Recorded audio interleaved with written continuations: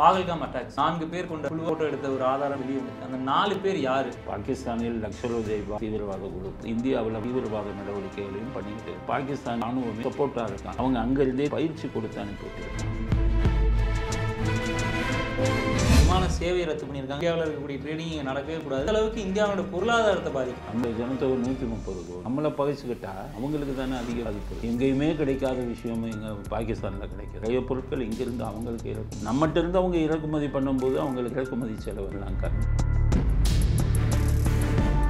காஷ்மீருக்கு சிறப்பு அந்தஸ்துன்னு கொடுத்தாங்க. ஆர்டிகல் 370 நேரு செஞ்ச முட்டாள்தனம். இந்தியாவை விட்டு பிரியணும் எண்ணம் வந்ததுக்கு காரணமே ஆர்டிகல் 370. காஷ்மீருக்கு தனி பிரதமர், தனி ஜனாதிபதியா இப்படி ஒரு சிறப்பு அந்தஸ்து எந்த முட்டாள்களாச்சும் செய்வாங்களா? பிஜேபியோட அஜெண்டா ஆர்டிகல் 370 நீக்கணும்.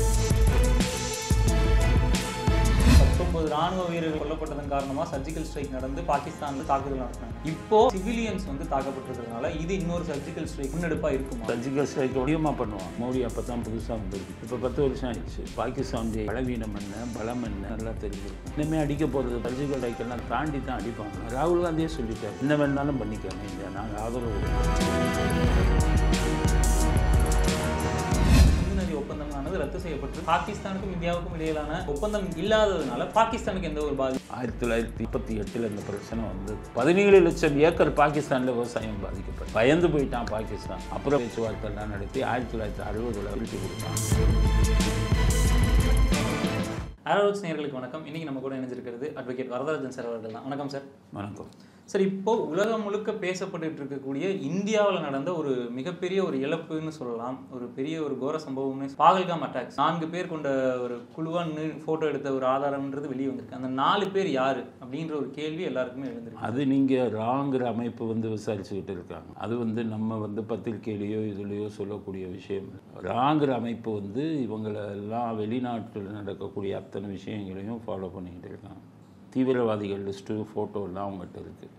அந்த ஃபோட்டோவை வச்சு அவங்க வெரிஃபை பண்ணி தீவிரவாதிகள் லிஸ்ட்டில் வராங்களா, இவர்கள் எந்த தீவிரவாதிகள், பாகிஸ்தானிலிருந்து தீவிரவாத குழுக்களால் அனுப்பப்பட்டவர்களா, இல்லை காஷ்மீர்லேயே இருக்கக்கூடிய தீவிரவாதிகளில் பல குரூப்பு.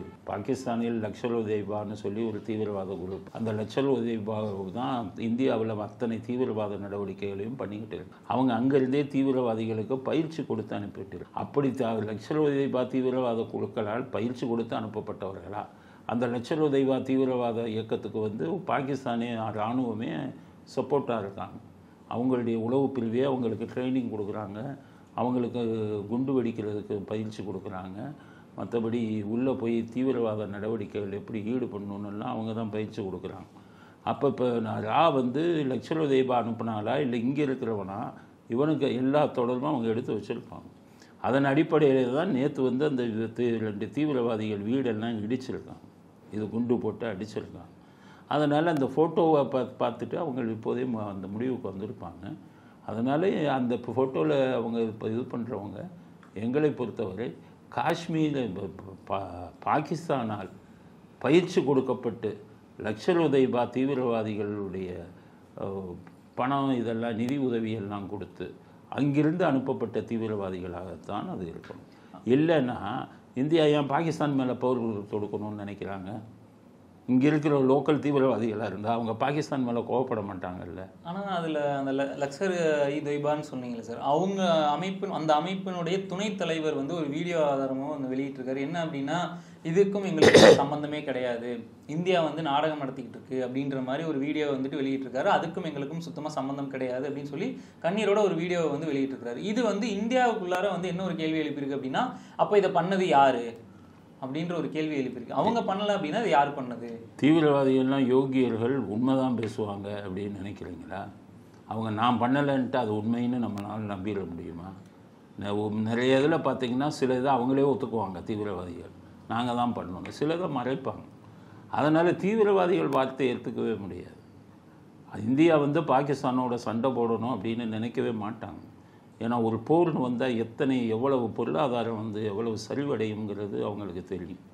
பல பிரச்சனைகள் வரும். இன்றைக்கி ரஷ்யாவும் உக்ரைனும் போடுறாங்க, வருஷக்கணக்கில் போகுதா இல்லையா? அவங்களுடைய பொருளாதாரம்லாம் எந்த அளவுக்கு பாதிக்குது, மக்கள்லாம் எந்த அளவுக்கு அவதிப்படுறாங்க. அதனால் ஒரு போருங்கிற முடிவை எந்த நாடும் சாதாரணமாக எடுக்க மாட்டாங்க. அப்படி இருந்தும் பாகிஸ்தான் மேலே நம்ம இப்போ போர் தொடுக்கக்கூடிய அளவுக்கு நம்ம முடிவுகளை எடுக்கிறாங்கன்னா அதற்கான அடிப்படை ஆதாரங்கள் ராவுக்கு இல்லாமல் மத்திய அரசாங்கம் முடிவு பண்ண மாட்டாங்க. வெறும் தீவிரவாதிகளோட வார்த்தையை நம்பி நம்ம ஏமாறக்கூடாது. தீவிரவாதிகள் நல்லவனா, அவன் குண்டு வெடித்து பல அப்பாவி உயிர்களை கொல்லக்கூடிய விஷயத்தெல்லாம் பண்ணுறான். லட்சரூபா உலகம் முழுவதும் தீவிரவாத குழு அப்படின்னு வந்து அறிவிக்கப்பட்டவங்க. அமெரிக்காவே லட்சரூபாவுக்கே எதிரான முதல்ல பின் லேடன் இருந்தார், அல்-கொய்தான். அந்த அல்-கொய்தாவும் பாகிஸ்தானில் தான் இயங்கிக்கிட்டு இருந்தது. பின் லேடனை எப்படி கொன்னாங்க? அமெரிக்கா பாகிஸ்தானில் தானே கொன்னாங்க. அப்போ பாகிஸ்தான் தான் புகலிடம் அவங்களுக்கெல்லாம். அதே மாதிரி இப்போ லட்சரூபாவுக்கு இவங்க புகலிடமாக்கு இருந்துட்டு இது பெருசான ஒன்று எங்களுக்கு இதுக்கு சம்மந்தம் இல்லைன்னு அவங்களே சொல்ல வைக்கலாம். பாகிஸ்தான் ஆர்மி தான் இவங்களை இயக்குறாங்க, இவங்களுக்கு பயிற்சி கொடுக்கறது கூட அவங்க தான். லட்சரூபா மிக மோசமான தீவிரவாத குழு. இப்போ இது உலகத்திலே 2 தீவிரவாத குழுக்கள் தான் பெருசாக இருக்காங்க. பாகிஸ்தானே லட்சரூபா, அவங்க இந்தியாவுக்கு எதிராக தான் நிறையா பண்ணுவாங்க. இன்னொன்று ISIS தீவிரவாதிகள், அவங்க ஈராக் பேஸ்டு, அவங்க உலகம் பூரா இது பண்ணிக்கிட்டு இருப்பாங்க. லட்சரூபாவுக்கும் ISISக்கும் நெருங்கிய தொடர்பு உண்டு. 1993 பாம்பேயில் மிகப்பெரிய குண்டு வெடித்து நிறைய பேர் இறந்தாங்க. அதில் குண்டு வெடித்தது அதுவும் லட்சரூபாவோட இதுதான். அதே மாதிரி நிறைய பேர் என்ன சொல்கிறாங்க அப்படின்னா சார், இந்த ஆர்டிகல் 370 அப்படின்ற ஒரு விஷயம் நீக்கினதுக்கான ஒரு மெசேஜாக இந்த ஒரு அட்டாக்கை சொல்கிறாங்க. ஆர்டிகல் 370னால பாகிஸ்தானுக்கு என்ன ஒரு லாபம் இருக்குது? இல்லை, ஆர்டிகல் 370ங்கிறது நேரு செஞ்ச முட்டாள்தனம். ஏன்னா காஷ்மீருக்கு சிறப்பு அந்தஸ்துன்னு கொடுத்தாங்க. அந்த சிறப்பு அந்தஸ்து கொடுத்ததுனால தான் அவங்க காஷ்மீருக்கு நமக்கும் இந்தியாவுக்கும் சம்மந்தம் இல்லை அப்படிங்கிற, இந்தியாவை விட்டு பிரியணுங்கிற ஒரு எண்ணம் வந்ததுக்கு காரணமே நேரு உருவாக்கின ஆர்டிகல் 370 தான். அந்த காஷ்மீருக்கு தனி பிரதமர், காஷ்மீருக்கு தனி ஜனாதிபதி அந்த சிறப்பு அந்தஸ்தில் கொடுத்தாங்க. ஷேக் அப்துல்லா தான் பிரதமராக இருந்தார். இங்கே நேரு பிரதமர், காஷ்மீரில் ஷேக் அப்துல்லா பிரதமர். இப்படி ஒரு சிறப்பு அந்தஸ்து கொடுக்குற ப்ரொவிஷன் எந்த முட்டாள்களாச்சும் செய்வாங்களா? எந்த நாட்டிலையாவது 2 பிரதமர் இருக்காங்களா? இது மாதிரியெல்லாம் கொடுத்தாங்க. பிஜேபியோட அஜெண்டாவில் பல அஜெண்டாவில் ஒரு அஜெண்டா ஆர்டிகல் 370 நீக்கணும் அப்படின்னு. வல்லபாய் பட்டேலே ஆர்டிகல் 370க்கு எதிராக இருந்தார். உங்களுக்கு அம்பேத்கரே ஆர்டிகல் 370க்கு எதிராக இருந்தவர் ஒத்துக்கவே இல்லை. நேரு கெஞ்சி தான் ஒத்துக்க வச்சார். அப்படியும் அம்பேத்கர் தான் அதில் ப்ரொவிஷன் போட்டார். வருங்காலத்தில் ஜனாதிபதியை நினைத்தால் இதை நீக்கலாம் அப்படிங்கிற ப்ரொவிஷனை அம்பேத்கர் போட்டதுக்கு காரணமே நாட்டுப்பற்று. இது தப்பானது, வருங்காலத்தில் இது யாராச்சும் எடுக்கட்டும் அப்படின்னா அதை இவங்க எடுத்திருக்காங்கன்னா அதுக்கு சரி. ஆர்டிகல் 370 எடுத்து உங்களுக்கு ஒரு 3-4 வருஷம் இருக்கும். 370 எடுப்பதற்கு முன்னால் காஷ்மீரில் தீவிரவாதி தாக்குதல் இல்லாமல் இருந்ததா சொல்லுங்கள். எவ்வளவு இந்த தீவிரவாத தாக்குதல் காஷ்மீரில் எத்தனை ஆண்டுகளாக நடந்துக்கிட்டு. ஆர்டிகல் 370க்கு தீவிரவாத தாக்குதலுக்கு சம்மந்தம் இல்லை. தீவிரவாத தாக்குதல் காஷ்மீரில் அப்போ இருந்து தான் நடந்துக்கிட்டு. நம்ம எல்லைகளில் தீவிரவாதிகள் ஊடுருவல் இதெல்லாம் பல ஆண்டுகளாக இருந்துக்கிட்டு இருக்குல்ல. அதனால் 370 அதுக்கு ஒரு உதாரணமாக கொண்டு வரக்கூடாது. இந்தியாவில் இருக்கிற எல்லா மாநிலங்களுக்கும் என்ன சட்டமோ அதுதான் காஷ்மீருக்கும் சட்டம். ஆனால் இந்த 370 அப்படிங்கிறது இந்தியாவுக்கு சாதகமாக இல்லாததாக இருந்தாலும் அது பாகிஸ்தானுக்கு சாதகமாக இருந்ததுனால அதை எதிர்க்கிற விதமாக தான் இந்த அட்டாக் நடந்திருக்கும் அப்படின்றது தான். பாகிஸ்தானுக்கு சாதகம் இல்லை, காஷ்மீருக்கு சாதகமானது. யாருமே அவங்கள கண்ட்ரோல் பண்ணக்கூடாது. காஷ்மீரில் போய் நீங்கள் நிலம் வாங்க முடியாது. இந்தியாவில் நீங்கள் எங்கே வேணாலும் நிலம் வாங்கலாம். இந்தியாவில் மற்ற மாநிலங்கள் யார் வேணாலும் தமிழ்நாட்டில் நிலம் வாங்கலாம். ஆனால் யாரும் காஷ்மீரில் போய் நிலம் வாங்க முடியாது. இந்திரா காந்தி இருக்கும்போதே காஷ்மீருக்கு இந்த 370 கொடுத்தது அவங்க அப்பா செஞ்ச முட்டாள்தனம்னு புரிஞ்சுக்கிட்டு ஷேக் அப்துல்லா அந்த முதலமைச்சரை கைது செஞ்சு கொடைக்கானலில் ஜெயிலில் வச்சாங்க. 6-7 வருஷம் ஜெயிலில் இருந்தார். அப்போ இந்திரா காந்தியை ஆர்டிகல் 370 ஆதரிப்பவராக இருந்தார். எதுக்கு அவரை பிடிச்சி ஜெயிலில் வச்சாங்க? சிறப்பு அந்தஸ்தை அவங்க பயன்படுத்தலை. அதனால் 370க்கு இப்போ நடக்கிற தீவிரவாத தாக்குதலுக்கு சம்மந்தம் இல்லை. இந்த ஒரு பிரச்சனைக்கு அப்புறமா இந்த சிந்து நதி ஒப்பந்தமானது ரத்து செய்யப்பட்டிருக்கு. இதனால் இந்தியாவுக்கு என்ன பாதிப்புகள் ஏற்பட போகுது? பாகிஸ்தானுக்கும் இந்தியாவுக்கும் இடையிலான ஒப்பந்தம் இல்லாததுனால பாகிஸ்தானுக்கு எந்த ஒரு பாதிப்பு இல்லை. நம்ம இந்தியா நினைத்தால் இந்த சிந்து நதியில் இருந்து அவங்களுக்கு போக வேண்டிய தண்ணீரை இந்தியா நினைத்தால் தடுத்து விட. 1948 இந்த பிரச்சனை 17 லட்சம் ஏக்கர் பாகிஸ்தானில் விவசாயம் பாதிக்கப்படும். பயந்து போயிட்டான் பாகிஸ்தான். அப்புறம் உங்களுக்குள்ள பேச்சுவார்த்தைலாம் நடத்தி 1960 தான் அந்த இதை திருப்பி கொடுத்தாங்க. இப்போவும் அதை நிறுத்துறேங்கிறான். நிறுத்தினா தண்ணீர் அங்கே போகிறது 17 லட்சம் ஏக்கருக்கு மேலே உங்களுக்கு விவசாயம் பாதிக்கப்படும், குடி தண்ணீர் பாதிக்கப்படும். இந்த தண்ணீர்லேருந்து தான் மின்சாரமெல்லாம் அவங்க எடுக்கிறாங்க. அது எல்லாமே பாதிக்கப்படும் இல்லை.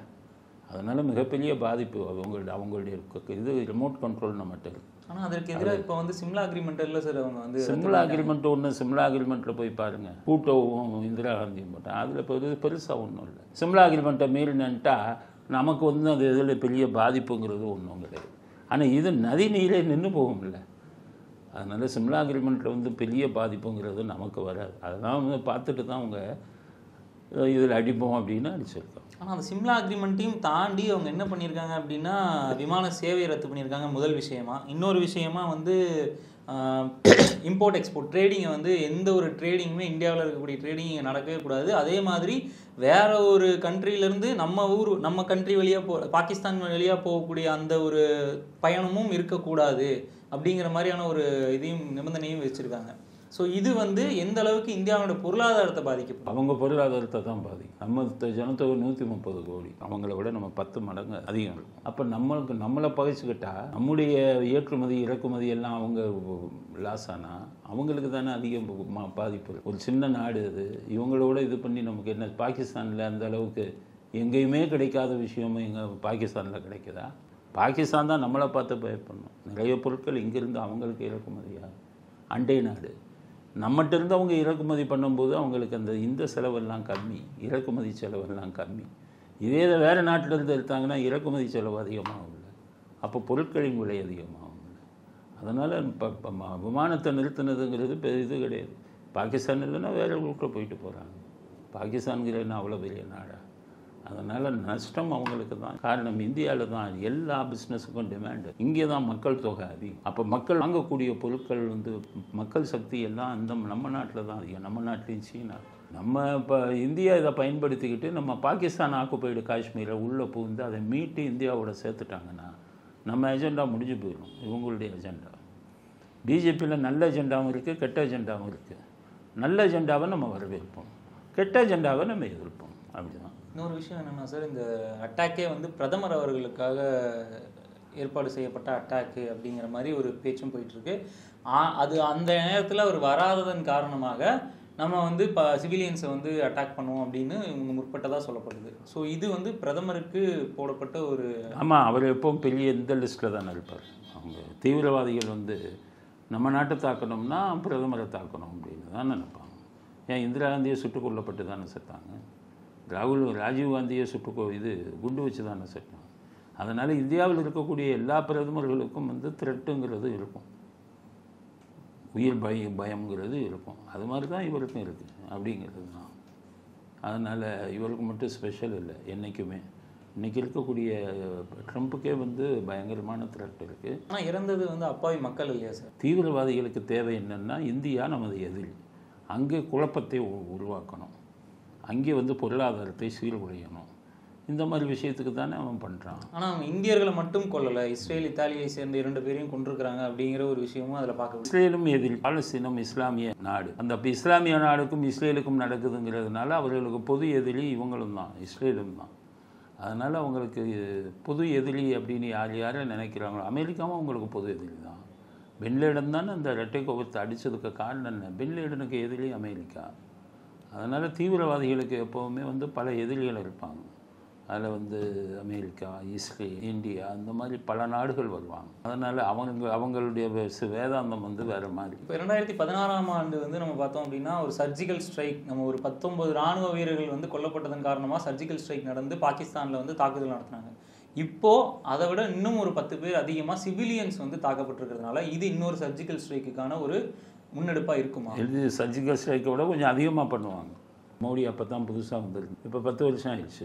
நாடுனா என்ன, இப்போ போர்னா என்ன, பாகிஸ்தானுடைய பலவீனம் என்ன, பலம் என்ன, இதெல்லாம் இப்போ நல்லா தெரிஞ்சிருக்கும். அதனால் இன்னுமே அடிக்க போகிறது பார்த்தீங்கன்னா சர்ஜிக்கல் ஸ்ட்ரைக்கெல்லாம் தாண்டி தான் அடிப்பாங்க. அதை நம்ம எல்லாருமே வரவேற்கணும். ராகுல் காந்தியே சொல்லிட்டார் அனைத்து கட்சி கூட்டத்தில், என்ன வேணாலும் பண்ணிக்கோங்க, இந்த நாங்கள் ஆதரவு கொடுப்போம்னு. இன்னும் யாரும் இந்திரா காந்தியாக இருந்தால் அடித்து பாகிஸ்தானை பிடிச்சிருப்பான். பங்களாதேஷை அப்படி தான் பண்ணாங்க. இந்திரா காந்தினா அவ்வளோ வேகமாக பண்ணுவாங்க. மோடிட்டே அந்த வேகம் மாறணும். இப்போ பாகிஸ்தான் பொருளாதாரத்தில் மிக பலவீனமாக இருக்காங்க. ஒரு போர் அவங்களால சந்திக்க முடியாது. இப்போ இன்னொரு விஷயம் என்னென்னா சார், உலக நாடுகள் எல்லாமே வந்து இந்தியாவுக்கு சப்போர்ட்டிவாக வந்திருக்கு. இன்க்ளூடிங் நம்ம சவுதி அரேபியா கூட வந்து இந்தியாவுக்கு சப்போர்ட்டாக நாங்கள் வரோம், நீங்கள் வந்து என்ன வேணாலும் பண்ணுங்கள், உங்களுக்கு நாங்கள் சப்போர்ட் பண்ணுறதுக்கு இருக்கோம் அப்படின்ற மாதிரி சொல்லியிருக்காங்க. பாகிஸ்தான் வந்து இதுலேருந்து தப்பிக்கிறதுக்கு என்ன சார் ஒரே வழி? சவுதி அரேபியா ஒரு இஸ்லாமிய கண்ட்ரி, ஆனால் அவங்க தீவிரவாதத்தையும் மதத்தையும் அவங்க சேர்க்க மாட்டாங்க. மதம் வேறு, தீவிரவாதம். தீவிரவாதி தனி ஜாதி, தனி மதத்தை சேர்ந்தவன். அதனால் தீவிரவாதத்தை ஒட்டுமொத்தமாக எதிர்க்கணுங்கிறது தான் உலக நாடுகளுடையது. அதனால் அந்த முறையில் தான் இவங்க ஆதரவு கொடுக்குறாங்க இந்தியாவுக்கு. இதை பயன்படுத்திக்கிறணும். இப்போ பாகிஸ்தான் தனித்து விடப்பட்டிருக்கு. பாகிஸ்தானுக்கு ஆதரவு தெரிவித்த கண்ட்ரி ஏதாச்சும் ஒன்று சொல்லுங்கள். யாரும் வெளிப்படையாக இருக்கும். பொருளாதார உதவி மறைமுகமாக கொடுப்பான். கொடுத்தா கூட பயப்படுவான். ஈரான் என்ன பண்ணுவான்? ஈரான் பெரும்பாலான ஆயில் நம்ம ஈரான்லேருந்து தான் வாங்குகிறோம். நம்ம போய் பாகிஸ்தானுக்கு சப்போர்ட் பண்ணால் நம்ம வியாபாரம் கட்ட போகணும்னு ஈரான் பயப்படுவான். மற்ற சின்ன சின்ன நாடுகள் கூட இந்தியாவோட தயவு வேணும். இந்தியா பெரிய நாடு, 130 கோடி கொண்ட நாடு. பொருளாதாரம் எல்லாத்திலையுமே நம்ம நம்பி இருக்கோம். ஒரு பொருளை நம்ம விற்கிறதுனால அங்கே தான் வியாபாரம் அதிகம் நடக்கும். இந்த மாதிரி விஷயத்தில் எல்லாமே இந்தியாவை எதிர்க்க பயப்படுவாங்க. அதை பயன்படுத்தி கொண்டு பாகிஸ்தானையே நம்ம ஒரு ஒரு ஒரு இதை வச்சு நம்முடைய காஷ்மீரை பயன்படுத்தி பாகிஸ்தானை பொருளாதார லெவலில் இன்னும் எவ்வளவு வீக் பண்ண முடியுமோ, பலவீனப்படுத்த முடியுமோ அதை பண்ணணும். இதுதான் சரியான சந்தர்ப்பம். எல்லா நாடுகளும் நமக்கு ஆதரவாக குரல் கொடுக்குது. இதை பயன்படுத்திக் கொள்வது நல்லது அப்படிங்கிறது தான் நம்முடைய கருத்து. நிச்சயமாக சார். இழந்த உயிர்களுக்கு உரிய ஒரு நீதி கிடைக்கும் அப்படின்றத நம்ம நம்புவோம். நன்றி சார். நன்றி.